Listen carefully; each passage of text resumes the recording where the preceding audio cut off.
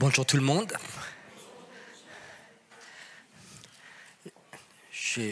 Ce serait peut-être bien si l'enfant reste pas devant, il bouge tout le temps. Il y a des gens qui disent il n'aime pas les enfants. Si, j'aime les enfants, mais quand ils bougent tout le temps, ça attire l'attention de personnes, et quand l'attention des personnes est tirée, le Saint-Esprit, il part aussi un petit peu. Alors, ce serait bien que... Merci.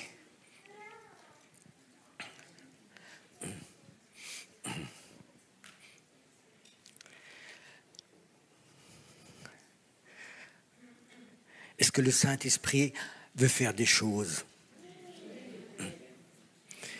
J'aimerais bien qu'on chante un chant, on le fait beaucoup moins fort, il y avait beaucoup de joie, et c'est bien d'avoir la joie. Mais j'ai l'impression que le Saint-Esprit, il voudrait appeler des gens. Et qu'est-ce qu'il veut leur dire? Ce serait bien que vous pouvez faire l'enlever, ça me gêne ici. Merci.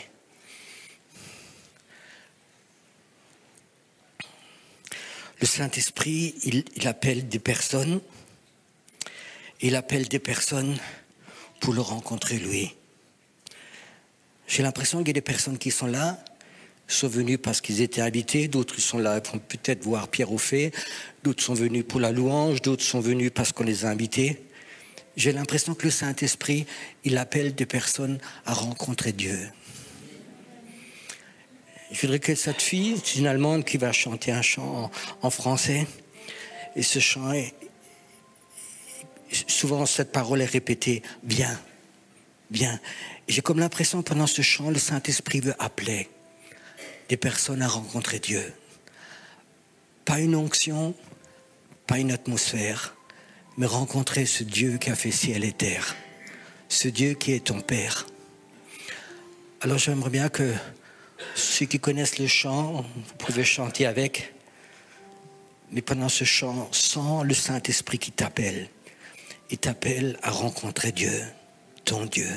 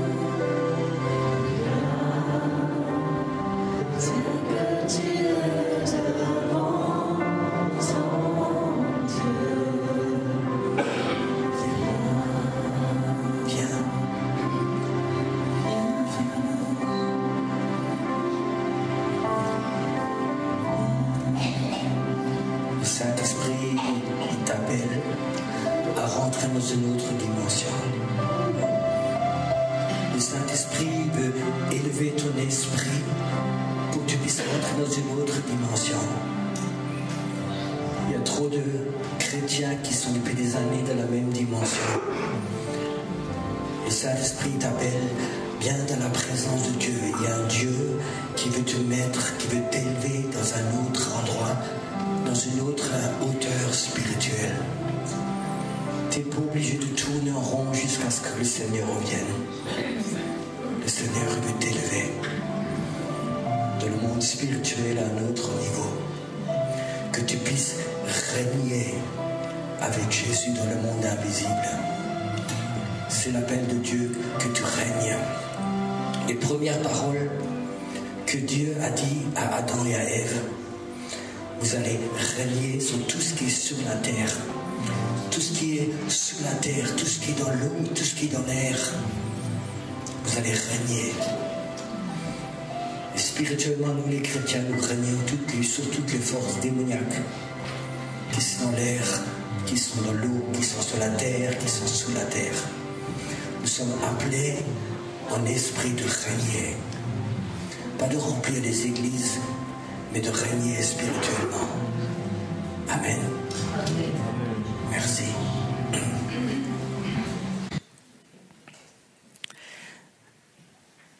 Il y a quelque chose pour moi d'une grande importance, c'est que le chrétien soit équilibré. Vous savez, dans le monde, quand on leur parle des chrétiens, ils disent oui, les églises sont remplies de gens déséquilibrés. Et je crois que ce n'est pas un témoignage, je crois que Dieu voudrait qu'il y ait des enfants qui soient équilibrés. Je vais vous dire un exemple. Il y a un oiseau que vous connaissez tous, c'est la colombe. Hein, c'est une image pour le Saint-Esprit, cette colombe. Et il y a un monsieur qui se connaît un oiseau qui m'a raconté, Pierrot, une colombe, elle a sous ses ailes 9 grandes plumes, à gauche et à droite. Et ça, c'est une très belle parole. Dans la Bible, il y a 9 dons du Saint-Esprit et 9 les fruits de l'Esprit. Donc, il y a les fruits de l'Esprit et les dons de l'Esprit. Il a dit, quand tu prends un oiseau, quand tu prends cet oiseau, et d'un côté, tu enlèverais peut-être 4 ou 5 plumes, tu sais ce qui se passerait? L'oiseau, il volerait plus droit, parce qu'il lui manque des plumes. Et pour moi, c'est important que les chrétiens, par exemple, que tu tournes pas en rond. Il y a tellement de chrétiens qui tournent en rond depuis des années. Il y a des chrétiens qui disent, nous, on veut que les dons de l'Esprit. On veut vivre, on est des super charismatiques, on veut être prophétique, on veut la guérison, on veut que les dons. Puis il y a d'autres chrétiens qui disent, non, les dons, ça ne nous intéresse pas. Nous, on veut les fruits de l'Esprit. Alors, c'est des chrétiens qui essayent de devenir encore plus saints, encore très saints, alors que c'est des cadeaux de l'Esprit, et cherchent vraiment ces fruits de l'Esprit, et les autres cherchent les dons. Donc, nous avons des chrétiens qui ne sont pas équilibrés, qui tournent en rond.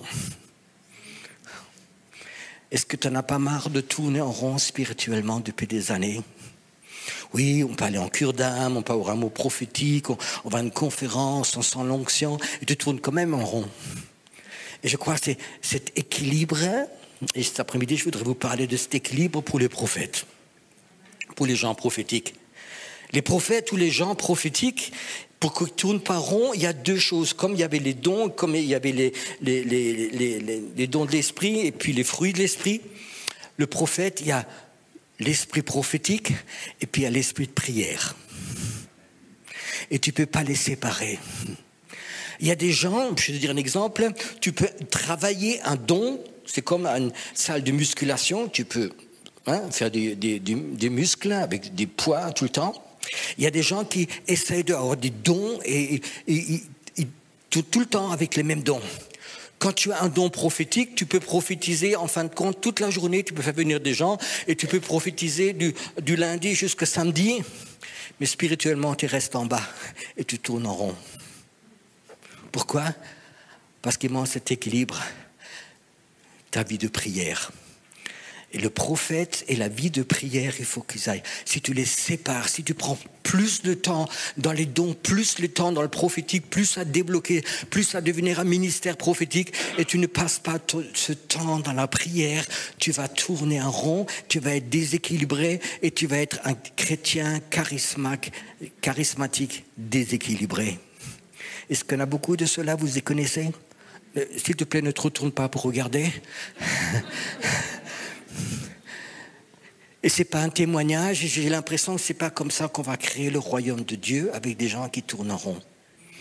Mais Dieu veut nous donner des visions pour arriver à un but de faire ce que Dieu veut faire. Donc le prophète, il y a des gens qui demandent toujours comment tu définis le prophète. Ma définition, je peux te la donner. Le prophète, c'est quelqu'un qui passe plus de temps avec Dieu qu'avec les hommes. Et si tu oublies ça, tu vas tomber dans un déséquilibre. Et tu vas te tromper, les gens vont te suivre, et c'est une catastrophe. Donc il faut passer ce temps avec Dieu, c'est-à-dire que je vais commencer par la prière. Des fois, j'aime un peu provoquer. Je suis français, c'est un peu... Ils n'aiment pas que je provoque, sûrement.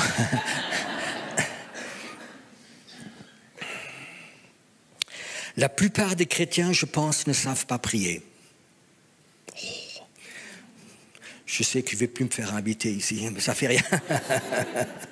La plupart des chrétiens, tu sais comment ils prient? Ils prient quand ils ont des problèmes.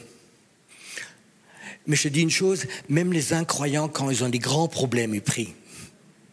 Alors quand tu as un problème, je suis malade, j'ai pas de problème d'argent, j'ai des problèmes de famille, j'ai ça et ça, ils se mettent à prier. Mais ça, c'est vraiment l'école maternelle pour les chrétiens. Même les incroyants peuvent le faire. Alors, il y a des chrétiens qui sont un peu... Ils passent de la première classe ou de la maternelle en première classe. Alors, ça devient des intercesseurs. Alors, ils intercèdent. C'est comme les gens qui attrapent les mouches qui sont dans l'air.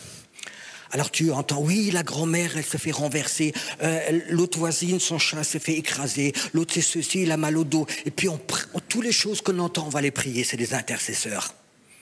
Mais ça n'a rien à voir avec le prophétique. Ça n'a rien à voir avec la prière du prophète. Comment on prie comme un prophète? Le prophète, il a appris quelque chose, il faut qu'il meure. Mes sentiments, ce que moi j'ai besoin, tous mes désirs qui sont en moi, il faut qu'ils meurent. Quand je commence à rentrer dans cette prière prophétique, Pierrot, il faut qu'il meure. Même si je suis malade, même si j'ai de la température, même si j'ai des problèmes d'argent, même si mes enfants sont malades, même tout ce que tu veux, ça ne m'intéresse plus. Ça ne m'intéresse plus du tout. Tu sais ce que je veux faire? J'ai envie de toucher le cœur de Dieu. Je vais entendre ce qu'il y a dans le cœur de Dieu, ce qu'il pense lui, ce qu'il ressent lui. Ça, c'est la vraie prière. Je vais te donner des exemples pour que tu comprennes. Peut-être je vais dire des choses qui vont fâcher certaines personnes, mais je vais le dire quand même. Alors j'aime bien cette colombe, c'est une belle histoire. Vous savez où était encore la colombe? Elle était dans l'arche. Est-ce que tu peux t'imaginer que ressent une colombe dans une arche qui n'a pas de fenêtre, il n'y a pas de porte, il y en a juste une en haut, avec des animaux, des personnes, pas de douche, pas de WC, pas de toilette, il n'y avait rien dedans. Ça sentait bon, vous pensez là-dedans? La colombe faisait sa gymnastique tous les matins dedans. Que devait ressentir cette colombe quand la fenêtre s'est ouverte? Elle était pendant des mois et des mois là-dedans, et puis elle peut voler librement. Imagine voir cette colombe, qu'est-ce qu'elle ressent? Tu sais ce que c'est l'arche? C'est une très belle image pour l'Église. L'Église, actuellement, c'est bien qu'il y a des arches, des églises. On s'occupe de ceux qui se convertissent, qui viennent à l'Église. On fait de la cure d'âme, on les enseigne, on les caresse, on les cajole. On leur apprend à vivre comme un chrétien. Et c'est les gens qui ont un esprit prophétique, ils ont envie de voler. Et ils sentent ce smog spirituel. Vous savez pourquoi je sais ça? J'étais pendant 30 ans, au moins 30 ans, pasteur. Et tu sais, un pasteur, c'est pas quelqu'un qui commence le lundi matin, qui termine le vendredi soir, qui a fait ses 35 heures. Le pasteur, il est à plein temps. Quand tu as une église qui est assez grande, tu es pasteur à plein temps. Et qu'est-ce qu'il fait le pasteur?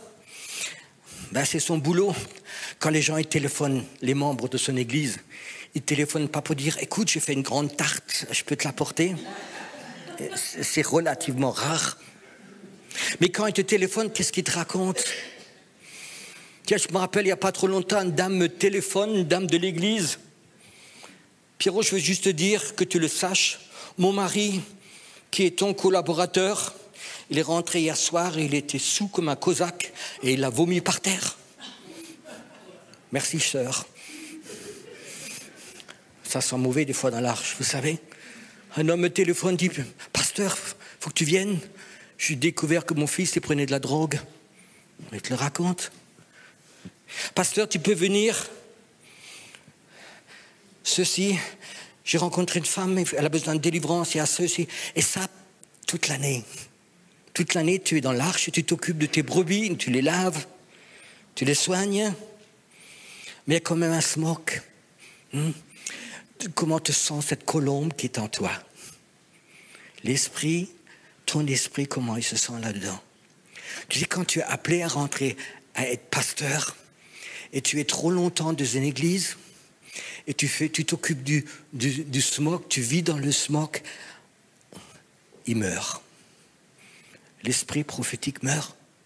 Et c'est pour ça qu'en Suisse, beaucoup de chrétiens qui sont appelés à être prophètes, à être prophétiques, ils sont tout le temps occupés, ils s'occupent de la cure d'âme, ils font le travail pour les enfants, qui est un travail fantastique, ils font la délivrance, ils enseignent, ils font tout, ils travaillent, mais leur esprit, leur règle, il ne vole plus et meurt doucement.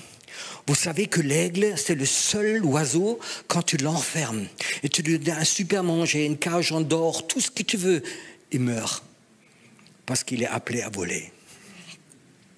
Et quelqu'un qui est prophétique, qui a un esprit prophétique, il a envie de voler. Et quand tu es très longtemps dans le smoke spirituel, tout le temps, tu écoutes des histoires, les gens te racontent, il faut que tu pries pour ça, il faut que tu pries pour ceci, tu vas remarquer un jour qu'il meurt. Je vous raconte une histoire qui s'est passée en Allemagne. Il y a un agriculteur, un paysan, il se promène, il habitait dans les montagnes, un dimanche matin, et il voit un nid d'aigle. Et puis il voit que l'aigle, il n'est plus là, puis il y avait un œuf dedans. Et puis il dit, peut-être il a eu un accident, et peut-être cet œuf, il est encore chaud, peut-être je veux m'occuper.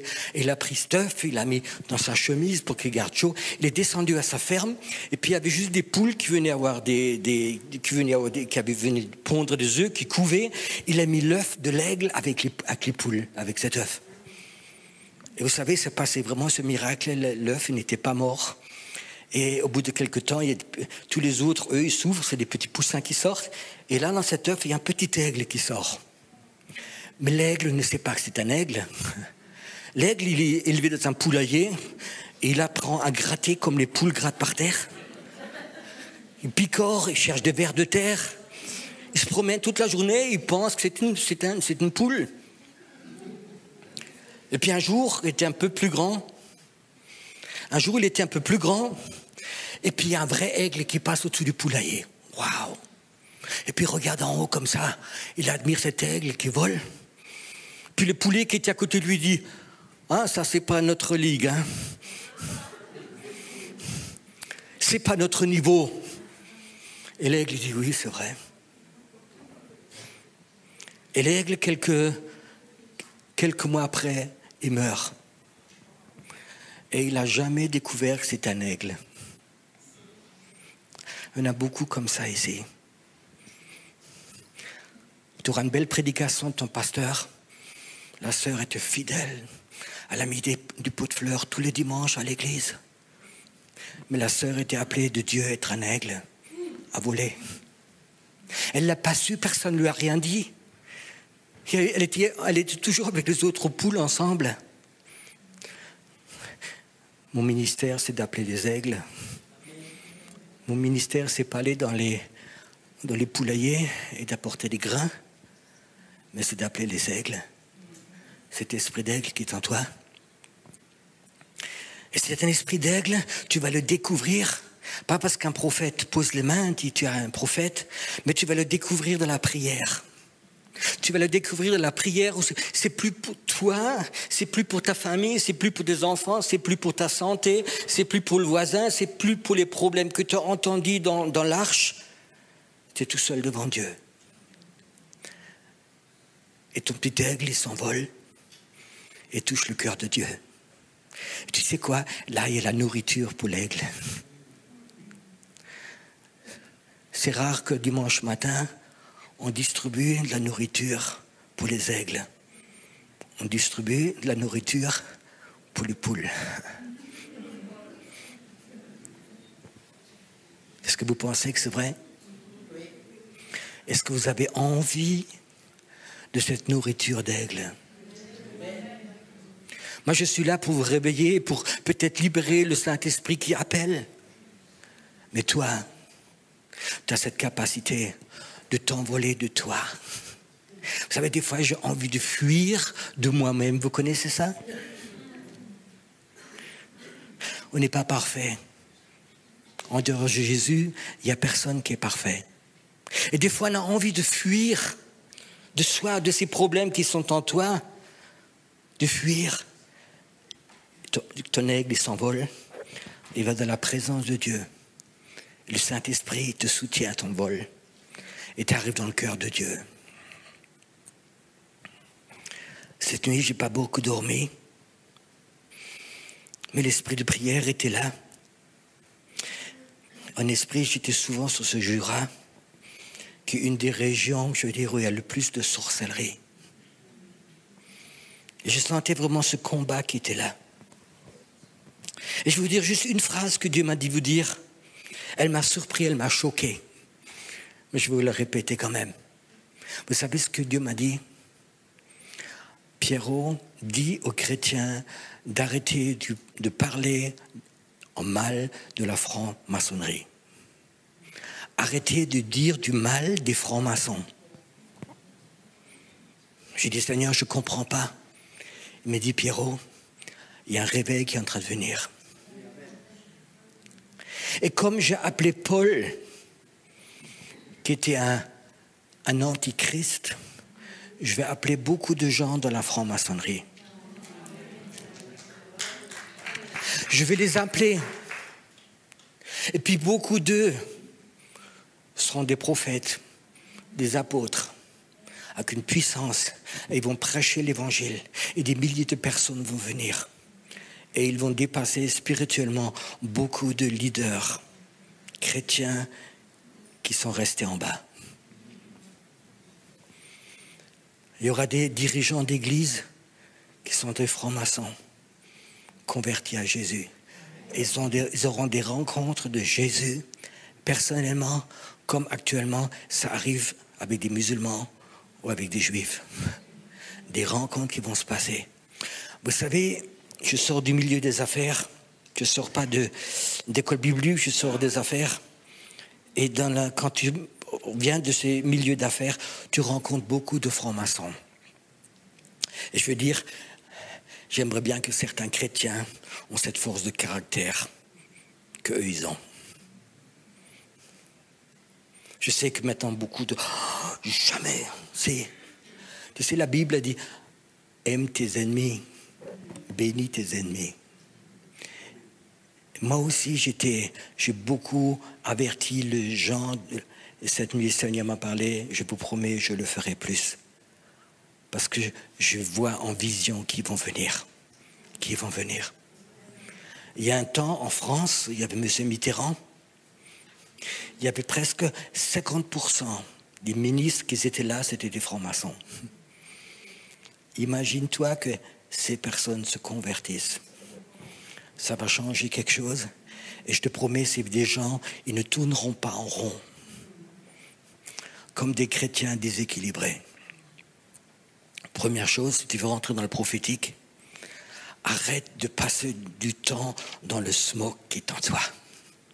L'autre jour, une dame vient me voir, elle me dit, Pierrot, je ne suis pas d'accord avec ton enseignement. Moi, je prie ce que j'ai dans le cœur. Vous connaissez aussi ces phrases toutes faites?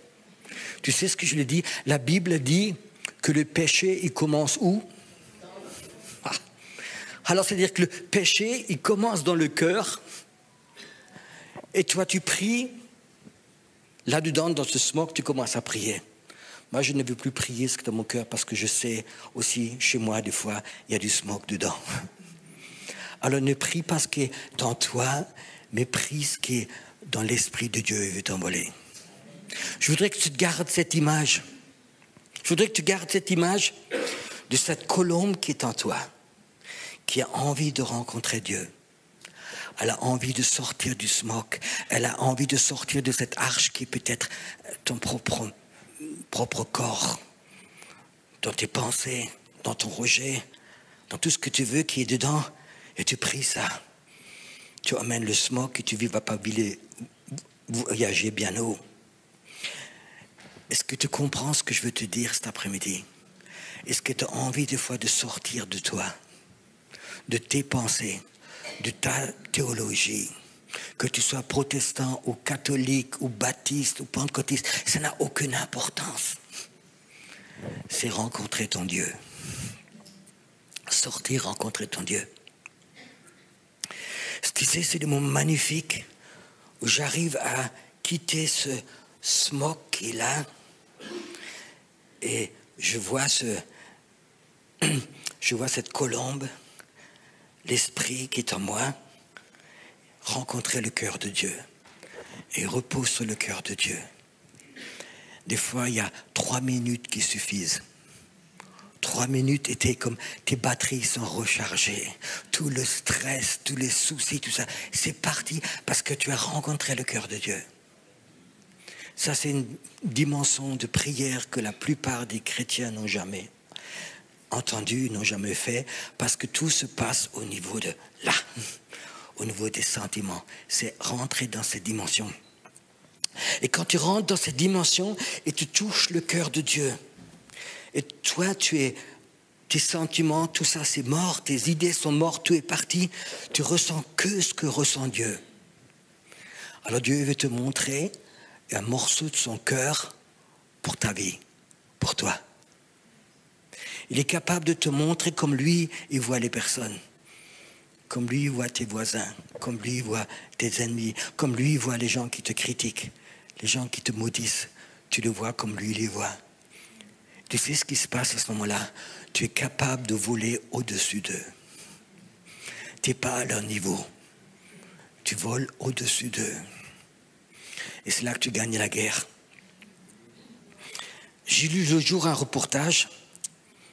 Il y a eu une guerre, je ne sais plus si c'est 20 ou 30 ans, en Yougoslavie.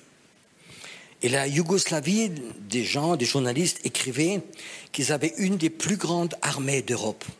Au niveau des chars, des avions, des soldats. C'était vraiment une grande armée qui était là.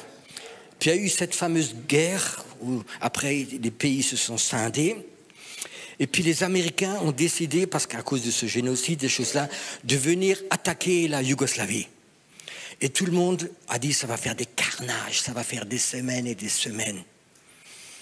Le contraire s'est passé en 3 jours. L'armée de la Yougoslavie a déclaré un drapeau blanc, on a perdu. Ils ont tout abandonné. Et après, c'était marqué pourquoi. Vous savez pourquoi? Parce qu'on a découvert que les avions des Américains volaient plus haut que les avions des Yougoslaves. Tu sais, quand un avion vole à 8000 mètres et puis l'autre qui vole à 10 000 mètres, c'est facile de le descendre. Vous savez, tu regardes en bas et puis pff, celui-là qui est en bas, il n'a pas beaucoup de chance de s'évader. Qu'est-ce que je veux dire par ça? Si toi, tu as appris à voler haut, tu vas voir tes ennemis d'en haut. Si tu passes à leur niveau, ça va être la guerre, tout le temps. Si toi, tu maudis la sorcière qui habite dans ton village, elle va te maudire. Ça va faire peng, peng, peng, peng. Si ton esprit monte plus haut, et tu rentres dans le cœur de Dieu, tu vas voir cette sorcière, tu vas tirer d'en haut sur elle l'amour de Dieu, l'appel de Dieu, la main de Dieu, l'amour de Dieu. Et vous allez voir, il y a plein de ces gens qui sont dans la sorcellerie, qui sont dans autre chose, ils vont venir à Dieu, parce que quelque chose d'en haut les a touchés. Alléluia. Quand tu veux rentrer dans le prophétique, n'oublie pas cette prière. Pas intercéder pour le monde entier, mais prie ce que Dieu met sur ton cœur. Tu sais, si une prière vient de Dieu, si Dieu me dit, prie pour cet homme, prie pour cette chose, prie pour cette ville, prie pour cette chose, je prie pendant 1 minute pour cette chose, c'est plus puissant que de prier 2 heures. C'est comme l'aveugle qui essaie d'abattre un arbre, tu sais, dans la prière. Et c'est important qu'on monte spirituellement à ce niveau. Il faut faire attention avec ces gens qui disent « je prie ce qui est dans mon cœur ». Tu sais, ton cœur, ton intelligence est convertie. Ton caractère est converti. Il sait ce qui est bon, ce qui est mal. Donc, par exemple, si tu es chrétien et ton voisin t'embête, tu ne veux pas dire « Seigneur, je prie pour que tu me donnes une Kalachnikov pour que je la batte ». Tu pries pas comme ça parce que tu es chrétien. « Seigneur, cette sorcellerie, cette sorcière-là en bas, qui maudit les enfants, qui fait toutes ces choses horribles, qui fait des offrandes, envoie-lui un cancer pour qu'elle disparaisse vite. » Ça, c'est des prières que tu trouves dans l'Ancien Testament, mais pas dans le Nouveau Testament. Commence à bénir ceux qui te maudissent quand Dieu te le montre. Et je crois que c'est tellement important que notre esprit, il monte à une certaine altitude. Arrêtez d'être toujours en bas. Arrêtez de prier devant le mur de lamentation. Arrêtez toujours de prier et de demander de l'aide. Prie pour moi, je me sens mal. Alors les gens à l'église, ils prient pour toi, mais tu vas rester spirituellement à la maternelle. Et tu sais, Dieu, il a préparé un réveil. Et il est là, il n'est pas loin. Il est là, mais il ne peut pas descendre. Tu sais comment le réveil va venir? C'est les prophètes, c'est les Élie ou les Élisée qui vont l'appeler. Ce n'est pas les cas, ce n'est pas les gens qui sont dans le mur de lamentation. Ce n'est pas les gens qui se plaignent de leur pasteur, de leur église, de leurs voisins, de la famille. Ce n'est pas eux qui vont tirer le réveil. Ils vont peut-être faire venir les gens qui font de la cure d'âme. Mais c'est les Élie et les Élisée qui vont vraiment tirer ce réveil en bas. Parce que le réveil, tu sais où il est? Il est dans le cœur de Dieu. Le réveil est dans le cœur de Dieu et Dieu voudrait le donner. Mais il ne voudrait pas que ce soit un réveil de la cure d'âme. Il ne veut pas que ce soit un réveil pour les gens qui tournent en rond. Parce qu'on va tourner en rond comme le peuple d'Israël 40 ans, jusqu'il n'y avait plus personne. Ce n'était pas le plan de Dieu. Et à ce moment, j'ai l'impression que beaucoup de chrétiens tournent en rond. Et je crois que Dieu, il cherche des Élie, des Élisées, qui ont double ration. Et c'est eux qui vont tirer ce réveil sur la terre, le réveil sur le Jura. Et tu sais, quand ces Élis se lèveront, ils vont être capables de briser les prêtres Baal qui ont empêché la pluie de tomber. Et Dieu va appeler des hommes et des femmes qui ont cette puissance d'Élie. Ils vont être capables de monter spirituellement dans les endroits les plus hauts dans le Jura et de dire stop. Esprit de sorcellerie, esprit de divination, esprit de mort, esprit de mammon, stop. Tu ne vas pas freiner le réveil. Il va venir. Je te dis stop. Et tu vois une autorité contre ces prêtres Baal qui sont là. Cette nuit, j'ai vu des choses. J'ai dit, Seigneur, pourquoi c'est tellement spirituellement, il y a tellement de smoke dans ce Jura. Il m'a montré des choses quand même, je vais le dire à quelques-uns. Il m'a dit, tu vois, il y a des portes. La sorcellerie, l'esprit de sorcellerie ne peut pas rentrer et sortir comme il veut, mais il y a des portes spirituelles. Il m'a montré qu'il y a des portes spirituelles entre la France et le Jura suisse. Et c'est des portes que la sorcellerie qui est en France peut venir la nuit d'un endroit à l'autre, d'un village à l'autre.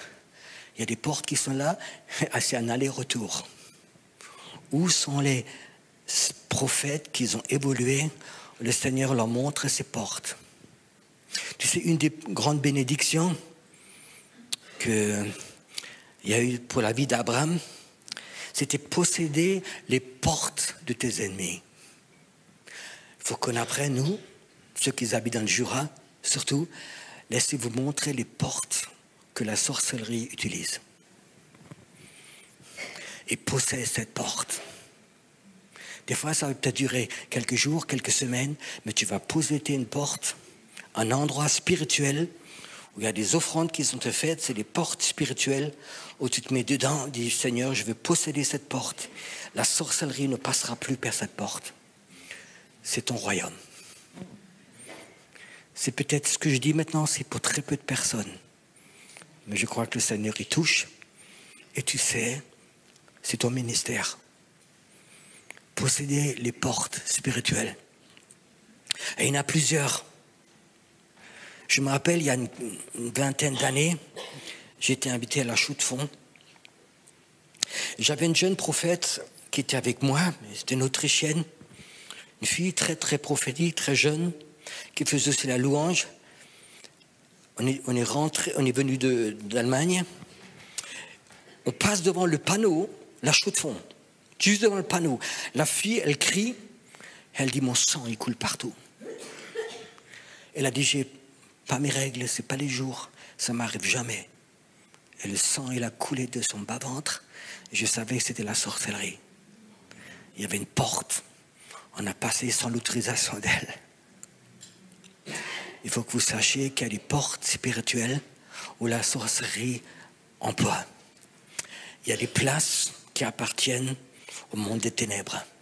Il y a des ouvertures qui sont ouvertes pour l'enfer. Les satanistes savent exactement où sont ces portes où ils peuvent aller rencontrer des démons qui leur donnent ses forces. Il y a des terrains d'atterrissage pour le Saint-Esprit. Tout ce qui existe en esprit pour Dieu existe dans le monde des ténèbres. Il y a des endroits, tu vas là-bas. Moi, je connais 2-3 endroits. Quand j'ai envie d'avoir vraiment une rencontre avec Dieu, souvent je vais à certains endroits. Je sais, c'est une place qui a été libérée. Des gens peut-être autrement que moi, ils sont venus prier. Et je sais que c'est très facile de prendre contact avec la présence de Dieu parce que le ciel est ouvert à certains endroits. Il ne suffit pas de faire des belles réunions.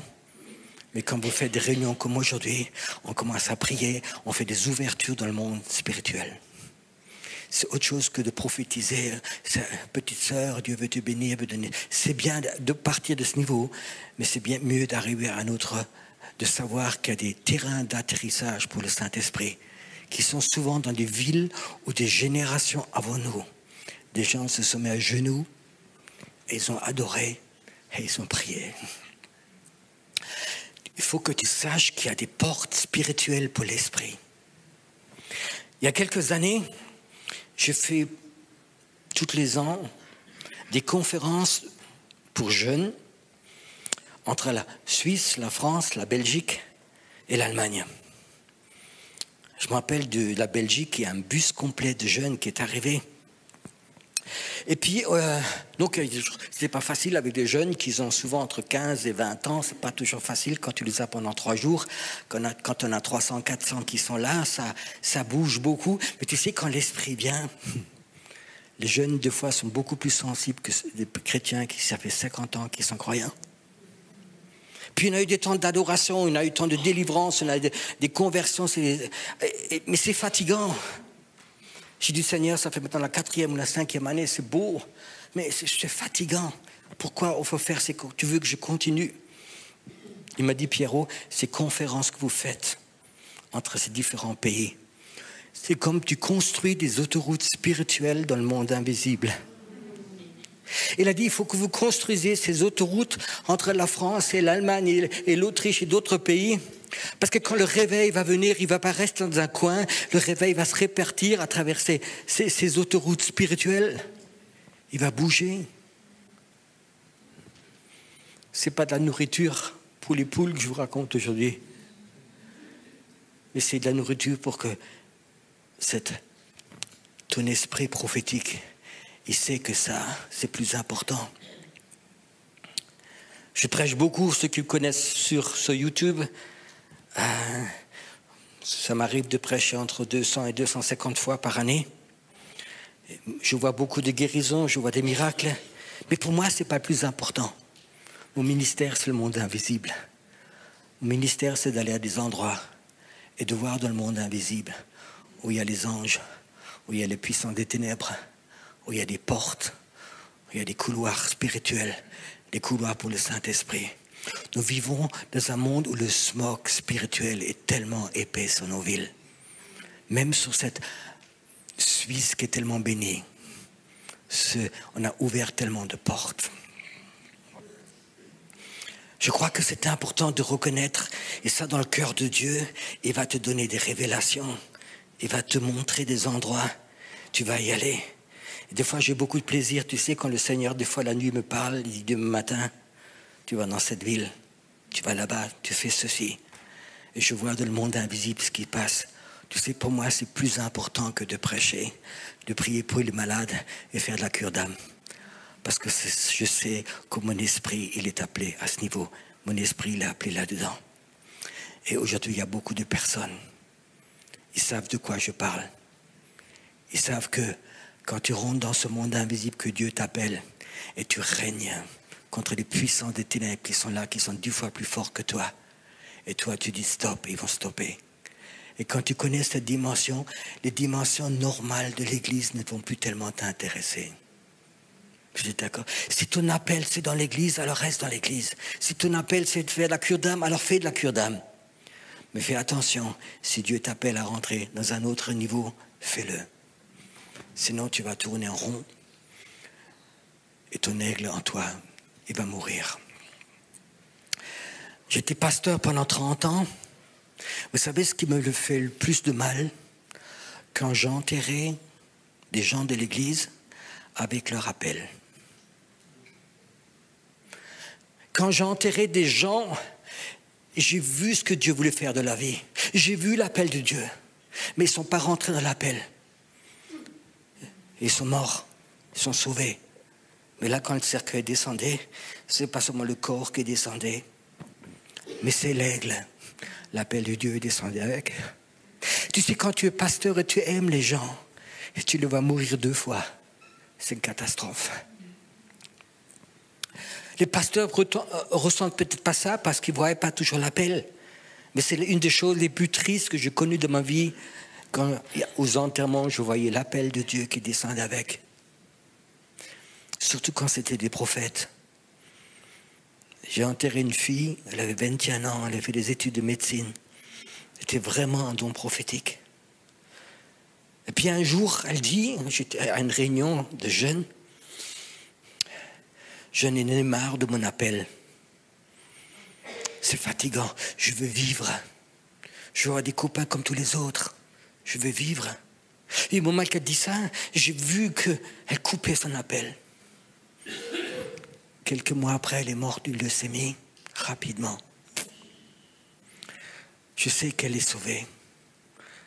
Mais elle voulait vivre sa vie, comme tous les autres chrétiens. Oh, ça suffit que le dimanche, je vais à l'église. Je dis, mais tu as un appel dans la sainteté. Il y a un appel prophétique dans ta vie. Elle me dit, oui, mais je veux vivre. Humainement, j'arrive à comprendre. Je veux vivre comme les autres vivent. Et j'ai dû l'enterrer. Il y avait ses parents autour, il y avait ses sœurs autour. C'était des moments durs, parce que je sais encore un appel qui est parti. Des fois, quand je regarde l'église, et je vois tous ces appels de Dieu qui sont là, et très peu de gens les prennent. Quand je vois ces chrétiens, des fois dans les poulaillers,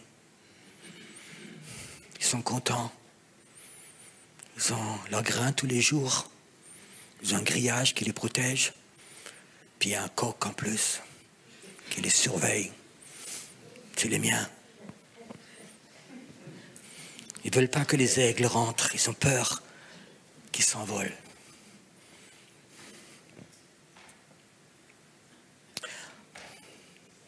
C'est quand la dernière fois que tu as senti que cette colombe en toi avait envie de voler? C'est quand la dernière fois tu as senti de la prière, arrête de prier comme tu pries, reste dans la présence de Dieu, c'est comme, waouh, Dieu t'appelle. Mais peut-être le temps, peut-être tu as entendu de quelqu'un qui dit, oui, c'est dangereux le prophétique, c'est dangereux, vis dans la sainteté, vis avec Dieu, lis la Bible, ça suffit. Puis tu as pris ton oiseau, tu l'as remis dedans.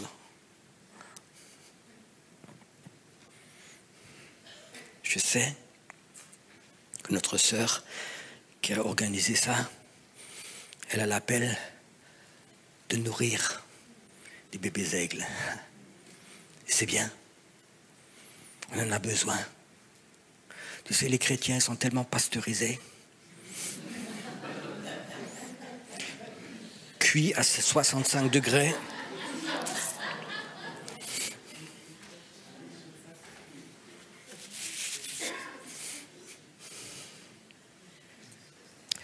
J'aimerais bien faire avec vous une expérience, si vous êtes d'accord. Est-ce que tu sens encore l'appel de Dieu, le cœur de Dieu qui t'appelle? Qui ton intérieur vient me voir? Est-ce que cet appel de rencontrer ton Dieu face à face est encore là? Où tout est bien organisé, structuré? De façon chrétienne, ta vie est remplie de programmes chrétiens. Est-ce qu'en toi, il y a quelque chose qui est encore là, qui est vivant, qui a envie de rencontrer Dieu? Rencontrer Dieu, allez, qui t'amène dans un autre niveau spirituel. Alors, des choses qui peuvent être dangereuses, qui peuvent te faire peur. Mais est-ce que tu as envie de voler à cette altitude? Ou est-ce que tu veux rester à des pâquerettes devant le mur de lamentation? Tu sais, maintenant, les Juifs, ils emmènent des fois même des chaises pour s'asseoir parce qu'ils sont fatigués. Les chrétiens, quand on doit la réunion de prière, j'ai l'impression que c'est le mur de la lamentation. Quand j'étais tout jeune chrétien, j'ai fait une rencontre avec...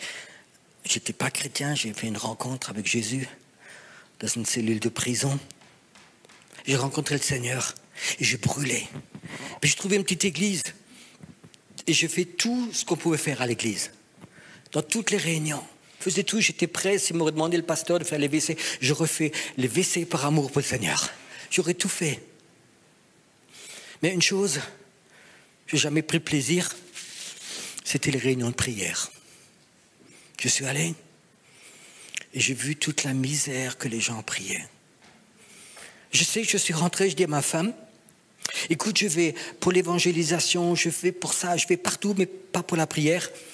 J'ai une révélation, la prière, c'est pas fait pour moi, c'est sûrement fait pour les femmes. J'étais persuadé, moi je travaille, je prêche l'évangile, je prie pour les malades, mais la prière, ça c'est sûrement pour les femmes, c'est pas moi. 10 ans après, le Seigneur il m'appelle, il me dit Pierrot, je voudrais que tu crées une armée de prière. J'ai dit Seigneur, tu peux tout me demander, tu le sais, mais ça c'est pas pour moi. Seigneur, tu sais, je n'ai même pas lu un livre parce que ça ne m'intéresse pas. Moi, je suis quelqu'un d'actif, je veux évangéliser, je veux faire mes prières, ce n'est pas pour moi. Le Seigneur, il a continué. J'ai dit, Seigneur, je ne comprends pas pourquoi tu m'appelles, j'y connais rien. Il m'a dit, c'est pour ça que je t'appelle. Et c'était le seul argument qui m'a convaincu, parce que je ne savais rien. J'ai créé une armée de prière.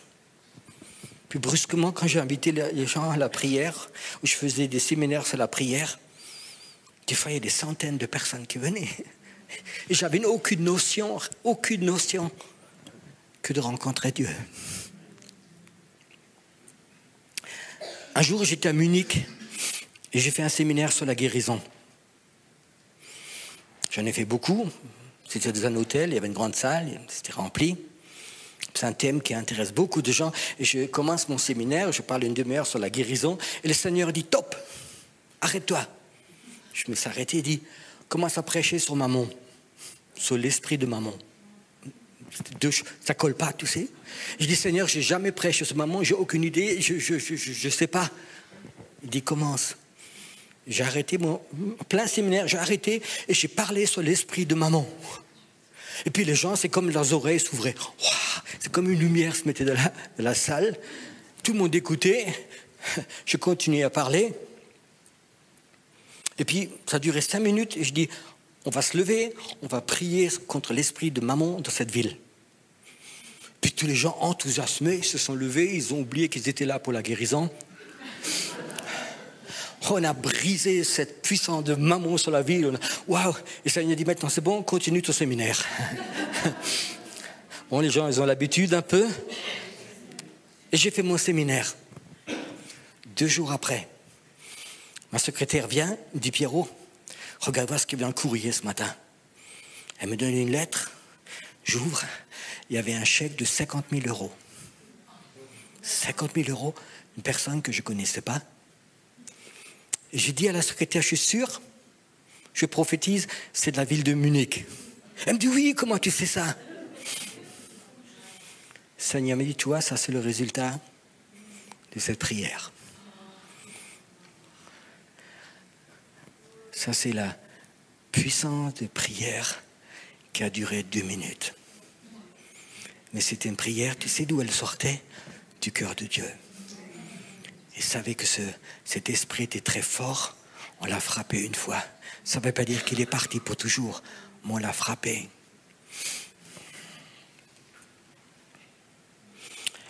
J'ai lu les informations, ça s'est passé il y a 6 semaines, à peu près, 7 semaines, 8 semaines, en Allemagne. C'est une information qui a choqué tout le pays. 3 jeunes filles, je crois 13, 14 et 15 ans, ont fait rendez-vous. Et quelque part près de Stuttgart, il y a de la forêt une grande tour. Ils se montaient sur la tour, tout en haut, et puis ils se sont donné les mains, et puis ils se sont suicidés. 3 jeunes filles, ping, mortes. La première réflexe était, Seigneur, qu'est-ce que doivent ressentir leurs parents? 3 copines qui étaient dans la même classe ont sauté ensemble. Et après, les journalistes sont venus, ils ont fait une enquête. Ils ont découvert que dans l'année avant, 29 personnes se sont suicidées de cette tour. Ils sont sautés. Ils ont fermé la tour. Ils ont mis un grand barbelé autour.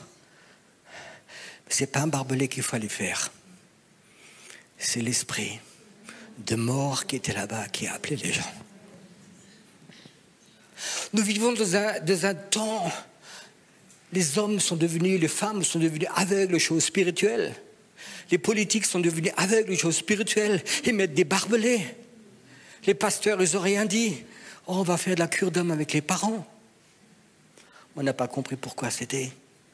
Pourquoi à certains croisements, il y a souvent des accidents qui sont mortels. Pourquoi dans certains villages, il y a autant de suicides. Pourquoi dans certains milieux, il y a tellement de couples chrétiens qui se divorcent ou qui meurent d'un cancer ou d'autres choses. Parce que nous dormons. Il y a 3-4 semaines, le Seigneur m'a envoyé dans une ville qui n'est pas trop loin de Heidelberg, un certain endroit pour prier. Et c'était le soir, il faisait déjà nuit, je me promenais, et je sentais ce monde démoniaque spirituel. Il était en vadrouille, ça bougeait de partout. J'ai dit, Seigneur, pourquoi? Tu sais pourquoi le monde spirituel est tellement libre? Parce que mes enfants, à cette heure-ci, regardent la télé. Il n'y a plus personne qui prie. Les chrétiens ne se réunissent plus à 2-3. On commence à prier pour notre ville. On commence à prier que ces forces démoniaques perdent la puissance. Qu'il y ait une nouvelle autorité qui vienne sur nous. Que les Élis se réveillent. Que les Élysées, ils prennent une double onction pour libérer la ville.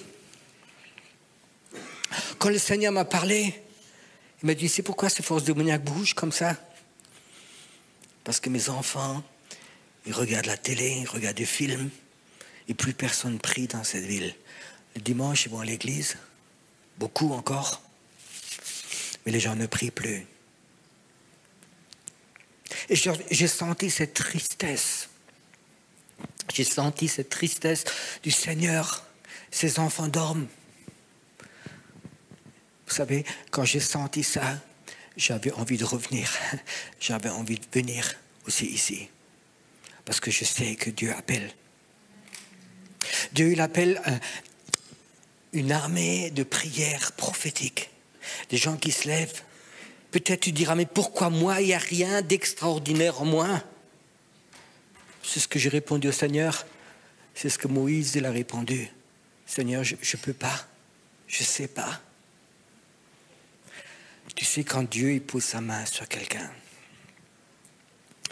moi je dis, Seigneur, je ne sais pas prier et je ne sais pas prêcher.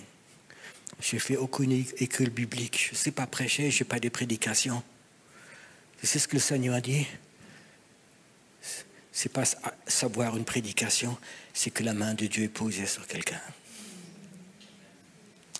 Quand tu pries, est-ce que la main de Dieu est posée sur toi ou c'est son smoke qui sort? Je sais que je suis dur des fois, mais arrête quand tu pries que le smoke qui sort de toi, ça fortifie le monde spirituel occulte. Il rigole de toi, il se moque de toi. L'esprit qui contrôle là où tu habites, quand tu commences devant le mur de lamentation, il se moque de toi. Il rigole de toi. Vous les chrétiens sans force. Mais la petite grand-mère, même si elle a 85 ans, la main de Dieu la touche. Elle se lève. Elle parle dans le monde invisible. Il y a des géants qui vont disparaître. Est-ce que tu veux voir que des géants dans le monde invisible disparaissent parce que toi tu pries? Le pasteur Peter Schmidt, le papa, que certains de vous ont connu, il est chez le Seigneur, il m'a raconté, il a dit, Pierrot, tu sais ce qui a libéré mon ministère? Il a dit, j'étais jeune croyant, et puis j'ai un rêve la nuit. Et dans le rêve, je se promène dans la ville de Mulhouse, et il voit 3 grandes figures démoniaques, qui faisaient au moins 3 mètres, 3,50 mètres, qui le suivaient, ils marchaient derrière lui. Alors dans le rêve, il a marché plus vite. Et cette figure, cette force de main, marchait aussi plus vite. Puis il a commencé à courir. Et puis ces démons ont commencé à courir derrière lui. Et puis courir de toutes ses forces. Et puis ces forces démoniaques le suivaient partout. Il a dit dans le rêve, j'avais une panique. Il courait à travers la ville. Et puis brusquement, il est rentré dans une impasse. Il y avait un mur devant. Il ne pouvait plus faire demi-tour. Et d'un coup, dans le rêve, il s'est retourné, il a dit, force démoniaque, au nom de Jésus, je vous prise. Puis ça fait, pouf, ils sont partis. Il a dit, cet instant, je savais le pouvoir spirituel qui est en moi. Il est en toi. Quand Dieu t'appelle, quand il met la main sur toi. Est-ce que tu as envie?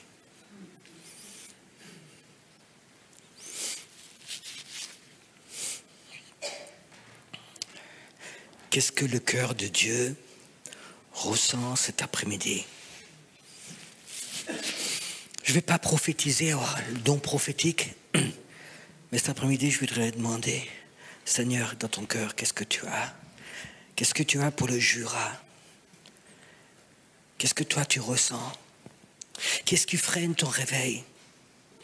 Qu'est-ce que tu voudrais que je fasse? Venir t'avoir une puissance spirituelle de géant. Et des gens qui pensent souvent être des géants spirituels, c'est souvent de la gonflette. Ils t'appellent.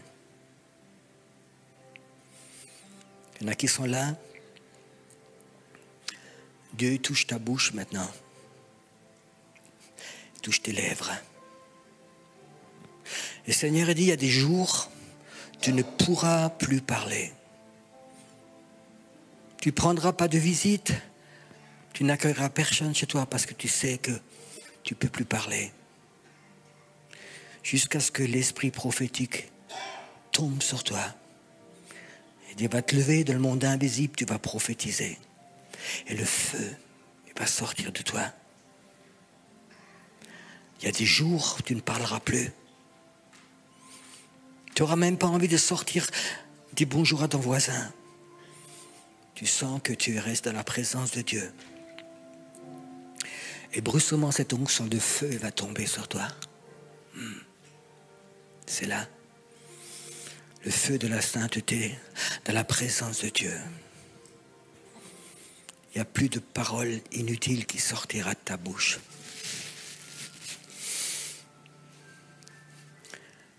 Les prêtres Baal, ils ont parlé beaucoup. Ils ont prié beaucoup pendant des heures, il ne s'est rien passé.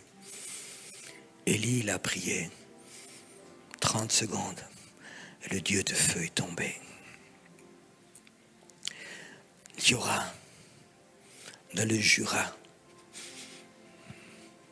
là où il y a ces portes spirituelles, là où il y a ces terrains d'atterrissage démoniaques, dans le Jura, il y aura des hommes et des femmes de Dieu prophétiques qui vont se lever. Ils vont prendre possession de leur endroit où ils habitent. Ils vont découvrir ces portes spirituelles et ils vont prendre possession. Et ils prépareront le réveil. C'est là. Peut-être tu ne vas jamais être connu. Tu ne vas jamais être une grande femme de Dieu ou un homme de Dieu ici, en Suisse. Mais le jour où tu arriveras là en haut chez lui, tu verras cette gloire qui sera posée sur toi, que le Seigneur va mettre sur toi. Il y a des manteaux prophétiques dans cette salle. Waouh! Dieu touche différemment. Je dis encore une fois, il y a des gens qui sentent maintenant que la bouche, leurs lèvres soient touchées.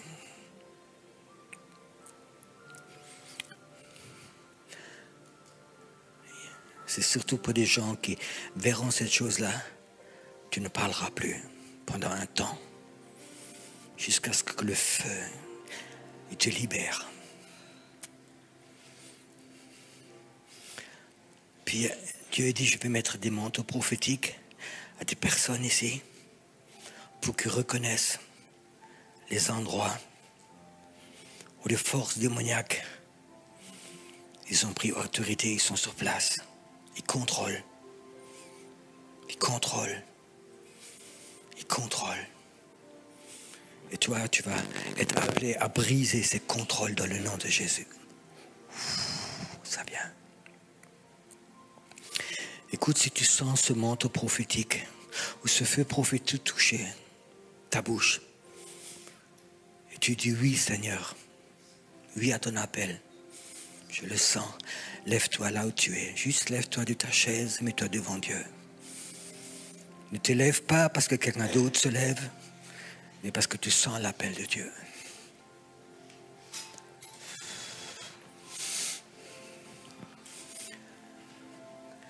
Le Seigneur dit, je ne tolérerai plus que ces forces démoniaques essayent de te rendre malade, ton cœur malade.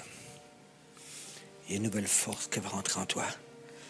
C'est comme le système immunitaire de ton cœur va être protégé.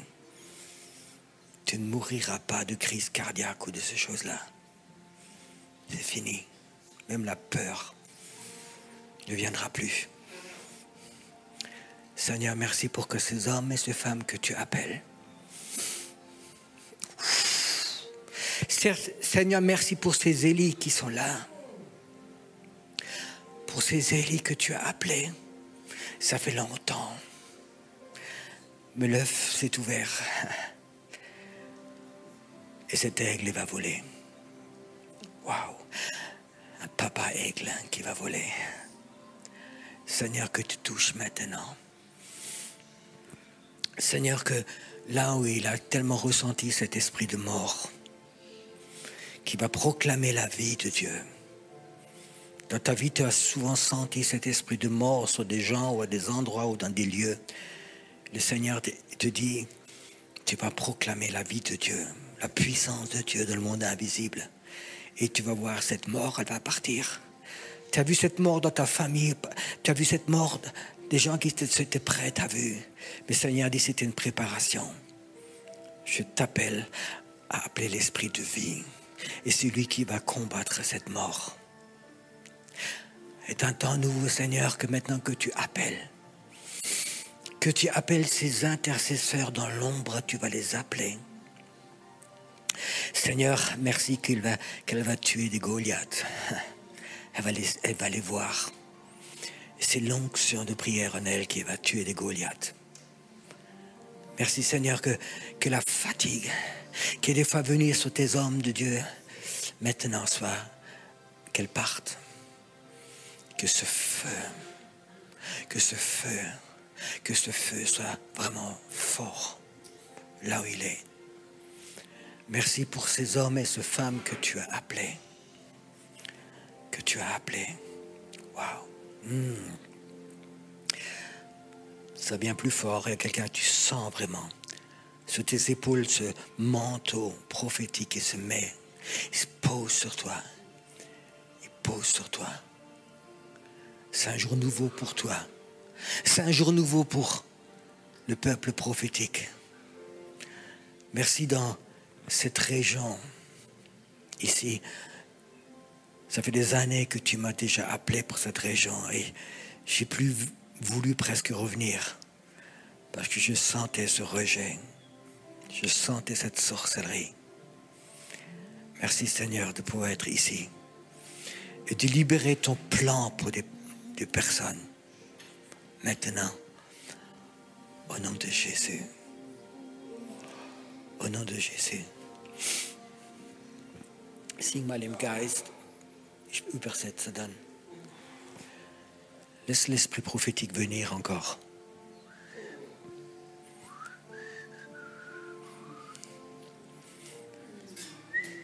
Sing.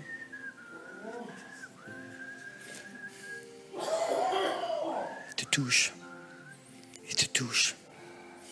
Tu ne feras pas d'infarctus, dit le Seigneur.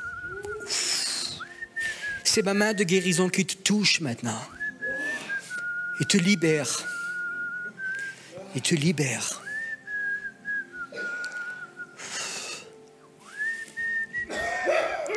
Dans ce sifflement, tu vas entendre la voix de Dieu qui te touche. Il te touche. Les esprits de peur qui sont venus souvent la nuit dans ta chambre, ils sont brisés. Ils sont brisés. Ils sont brisés.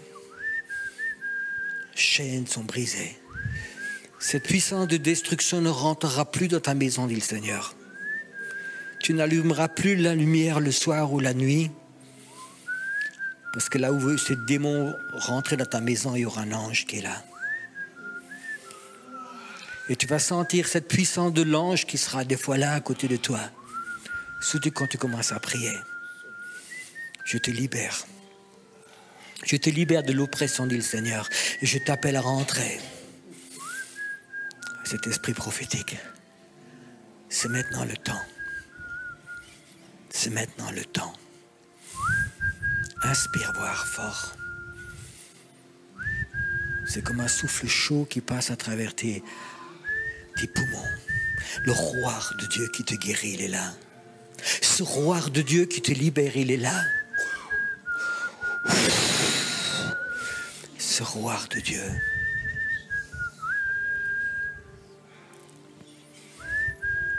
Élie, il savait où rencontrer Dieu. Pas dans la tempête, pas dans le tremblement de terre. Dans ce doux souffle. Il s'est caché le visage, il a dit, Seigneur, je suis là. Sens-le. Sens, c'est là. Wow, quelqu'un, je ne sais pas si tu as de l'asthme, mais tu as un souffle court. Je sens maintenant que ça s'ouvre. Inspire, inspire, ça s'ouvre. Toute oppression part de toi. Inspire encore, c'est le roi de Dieu qui rentre. Tu pourras respirer beaucoup plus devant. La vie de Dieu rentre en toi. La vie de Dieu rentre en toi. Elle rentre en toi. Elle rentre en toi. Waouh. Seigneur, touche juste les pieds de quelqu'un. Les pieds sont touchés. Seigneur, il t'appelle à être comme un Josué. Tu vas prendre le pays. Là où tes pieds se poseront quand tu pries, les forces démoniaques vont partir. Ils vont partir. Elles vont partir. Elles vont partir. Là où tu mettras tes pieds prophétiques de prière. puissances spirituelles vont quitter. Merci que la main de Dieu touche. C'était pas une impasse, le pasteur Peter Schmidt. C'était un mur pour qu'il se retourne, qu'il voie. Seigneur, merci que tu touches maintenant. Que tu touches. Seigneur, ce mur, c'est pas la mort. C'est l'appel de Dieu quand tu te retournes. Et tu acceptes cette puissance de Dieu pour le monde invisible. Dans le nom de Jésus. Viens, laisse-nous une dernière fois chanter ce chant bien. Comme bien. Je donnerai le micro à... Je veux juste dire pour ceux qui ne savent pas, je suis pendant demain, après-demain, 3 jours, je suis à Berne. Et ce sera en français et en allemand. C'est un endroit spirituel où il faut prendre possession. Dans le domaine de la politique, de la finance. La capitale va être reprise pour le Seigneur. Je vous invite tous les intercesseurs qui veulent rentrer dans cette dimension. Je crois qu'il y a des prospectus sur la table derrière.